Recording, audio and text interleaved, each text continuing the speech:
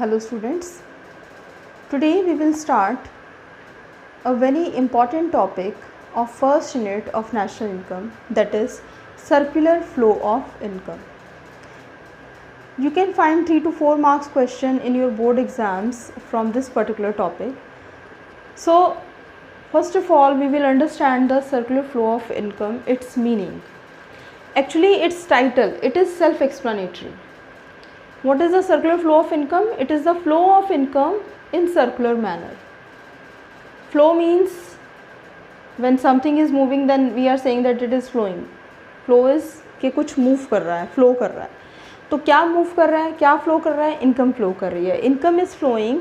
अब कहाँ move कर रही है, किस में move कर रही है? In different sectors of economy in circular manner. It is known as the circular flow of income. तो circular flow of income is the flow of income in different sectors of economy in circular manner. Now what are the different sectors of economy? हम बात कर रहे हैं कि different sectors में move कर रही है. वो कौन कौन से sectors हैं? One is the household sector, second is the producer sector, third is the government sector and fourth is the external or you can say foreign sector. ये 4 sectors हैं. तो income flow करती है इन चारों sectors के बीच में. तो What is the circular flow of income? एक बार फिर हम definition clear कर लेते हैं. It is the flow of income in different sectors of economy in circular manner. Now, as per CBSE syllabus हमें सिर्फ circular flow of income करना है in 2 sector economy और 2 sector model ही हमें करना है इसमें. तो हम ये मान के चलते हैं कि economy में सिर्फ 2 ही sectors हैं. एक हाउसहोल्ड सेक्टर है और एक प्रोड्यूसर सेक्टर है. No government sector is there, no external sector is there, no foreign trade is there. Economy is private closed economy. तो हम स्टार्ट करते हैं विद द डायग्राम. तो हाउ मेनी सेक्टर्स? 2 सेक्टर्स. एक तरफ आप लिखेंगे हाउसहोल्ड और दूसरी तरफ आप लिखेंगे प्रोड्यूसर, या फिर आप प्रोड्यूसर की जगह पर फर्म भी लिख सकते हैं, एक ही बात है. तो what is the household sector? Household sector is the owner of factors of production. जो फैक्टर्स ऑफ प्रोडक्शन का ओनर कौन है? हाउसहोल्ड सेक्टर है. तो सबसे पहले हाउसहोल्ड सेक्टर क्या करता है? हाउसहोल्ड सेक्टर प्रोड्यूसर सेक्टर को सर्विसेज प्रोवाइड करता है अपनी. दैट मीन्स वो उसको क्या प्रोवाइड कर रहा है? फैक्टर सर्विसेज प्रोवाइड कर रहा है, फैक्टर्स ऑफ प्रोडक्शन प्रोवाइड कर रहा है गुड्स एंड सर्विसेज को प्रोड्यूस करने के लिए. तो producer sector is producing goods and services with the help of factors of production provided by the household sector. तो सबसे पहले क्या फ्लो हो रहा है from household sector to producer sector? Factor services का फ्लो हो रहा है. फैक्टर सर्विसेज का फ्लो हो रहा है from household sector to producer sector. एक चीज़ आपने ध्यान में रखनी है, एरो कोई गलत नहीं होना चाहिए. ऐसा ना हो कि एरो आपने बना दिया डायग्राम और आप बाद में भूल गए कि एरो किसका कहाँ पर डलेगा. तो इसका एरो इस तरफ है. That means it shows that flow of the factor services from household sector to producer sector. Now next is the producer sector से वो जो goods and services household sector ने प्रोड्यूसर सेक्टर में जाके बनाई थी, वो गुड्स एंड सर्विसेज किसके पास आ जाएंगी? प्रोड्यूसर सेक्टर किसको सप्लाई कर देगा वो goods and services? To the factors of production to the household sector. तो यहाँ पर आ जाएंगी आपकी goods and services. Goods and services का फ्लो हो जाएगा from producer sector to household sector. तो सबसे पहले हमने क्या किया? हाउसहोल्ड सेक्टर से फैक्टर सर्विसेज गई प्रोड्यूसर सेक्टर के पास. वो जो goods and services producer sector ने प्रोड्यूस की with the help of factor services, वो गुड्स एंड सर्विसेज उससे सप्लाई कर दी किसको? उसका फ्लो हो गया from producer sector to the household sector. Now अब जो फैक्टर सर्विसेज हाउसहोल्ड सेक्टर ने प्रोड्यूसर सेक्टर को प्रोवाइड की थी, उसके बदले में प्रोड्यूसर सेक्टर उसको क्या देगा? वो उसको फैक्टर पेमेंट देगा. It is known as the factor payment. तो अब क्या हुआ?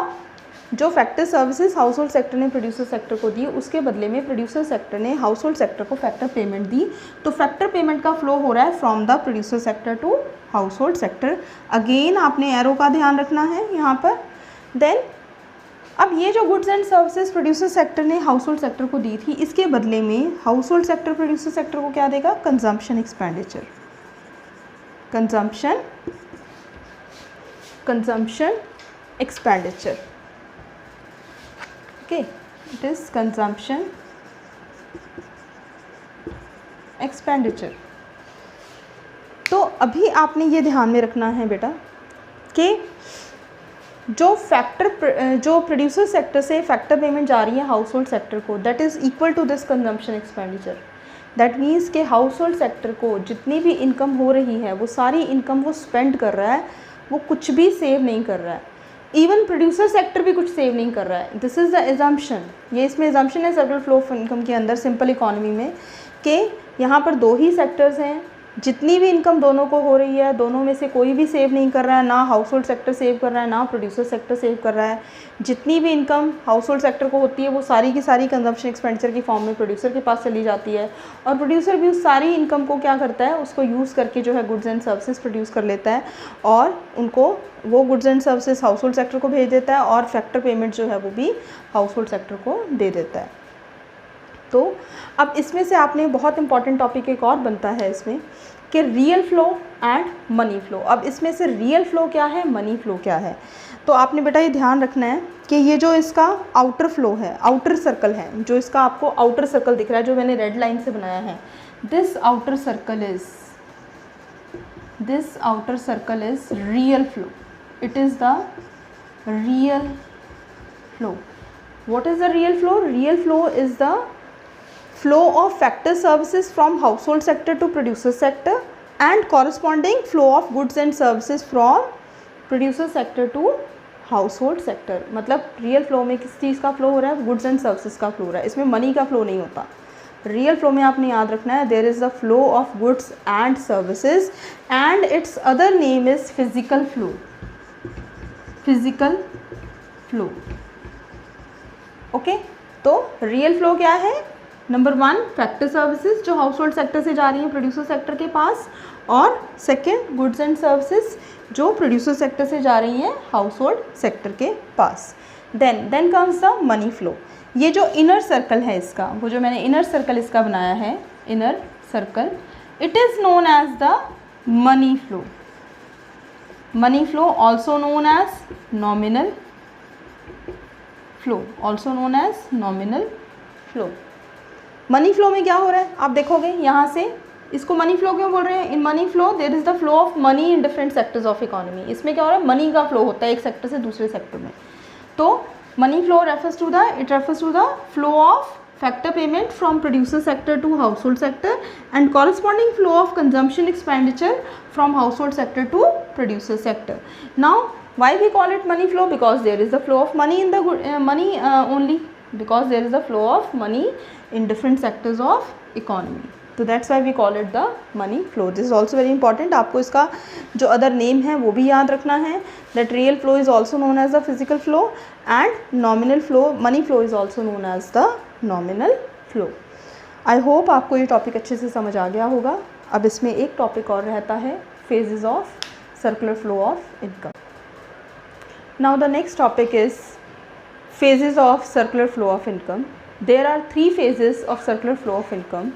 Number 1 is generation phase, second is distribution phase, third is expenditure phase.